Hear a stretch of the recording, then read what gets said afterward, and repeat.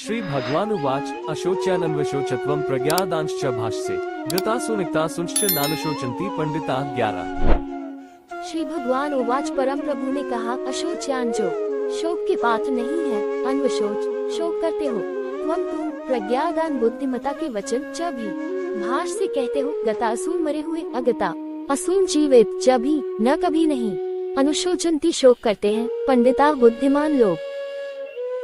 परम भगवान ने कहा, तुम विद्वतापूर्ण वचन कहकर भी उनके लिए शोक कर रहे हो जो शोक के पात्र नहीं है।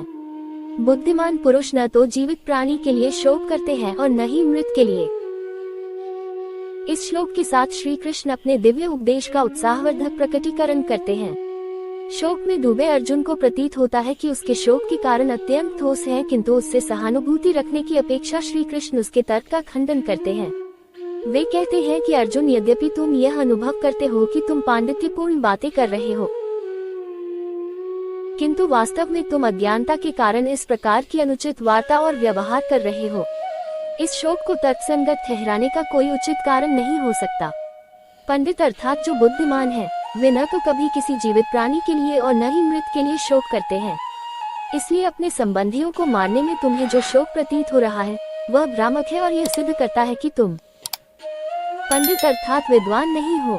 शोक से परे विद्वान पुरुष की खोज के लिए किसी को गीता की गहनता में जाने की आवश्यकता नहीं है, क्योंकि स्वयं भीष्म पितामह इसके उपयुक्त उदाहरण हैं। वो एक ऐसे मनीषी थे जो जीवन और मृत्यु के रहस्य को पूरी तरह से समझते थे और परिस्थितियों की द्वैतता से ऊपर उठे हुए थे। किसी भी स्थिति में शांत रहने वाले भीष्म पितामह ने दुराचारी लोगों का पक्ष लेना वैसे ही स्वीकार किया जैसे कि वह भगवान की ही सेवा हो। इस प्रकार उन्होंने ये प्रदर्शित किया कि जो भगवान के प्रति शरणागत हैं, वे परिल्म की चिंता किए बिना प्रत्येक परिस्थितियों में केवल अपने कर्तव्य का पालन करते हैं। ऐसे लोग कभी शोकग्रस्त नहीं होते, क्योंकि वे सब परिस्थितियों को भगवान की कृपा मानते हैं। न त्वेवाहं जातु नासं न त्वं नेमे जनादिपाः न च न भविष्यामः सवे वयं तः परम्।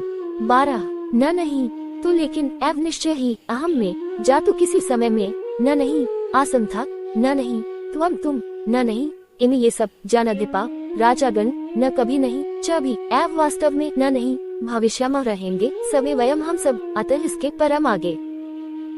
ऐसा कोई समय नहीं था कि जब मैं नहीं था या तुम नहीं थे और ये सभी राजा न रहे हों, और ऐसा भी नहीं है कि भविष्य में हम सब नहीं रहेंगे।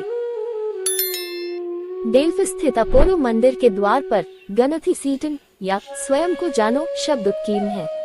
एथेंस के विद्वान सुकरात को लोगों को अपने भीतर की प्रकृति को खोजने की प्रेरणा देना प्रिय लगता था। वहाँ की एक स्थानीय दंतकथा इस प्रकार है कि एक बार सुकरात किसी मार्ग से जा रहा था। अपने गहन दार्शनिक चिंतन में मगन सुकरात जब अचानक किसी से टकराया, तब वह व्यक्ति क्रोध में बड़बड़ाया, तुम देख नहीं सकते कि तुम कहाँ चल रहे हो, तुम कौन हो? सुकरात परिहास करते हुए उत्तर देता है, मेरे प्रिय मित्र, मैं गत 40 वर्षों से इस प्रश्न का उत्तर ढूंढ रहा हूँ। यदि तुम्हें इसका उत्तर ज्ञात है कि मैं कौन हूँ, तो कृपया मुझे बताएं। वैदिक परंपरा में भी जब ईश्वरीय ज्ञान की शिक्षा दी जाती है तो प्रायः उसका प्रारंभ आत्मज्ञान की शिक्षा से होता है। श्री कृष्ण ने भगवद गीता में भी इसी दृष्टिकोण को प्रसारित किया है। उनका निम्न संक्षिप्त संदेश सुकरात के हृदय को भी छू लेता। श्री कृष्ण अपने दिव्य उपदेश के प्रारंभ में यह वर्णन कर रहे हैं कि जिस अस्तित्व को हम स्वयं कहते हैं वह आत्मा है, न कि भौतिक शरीर, और यह भगवान के समान नित्य है।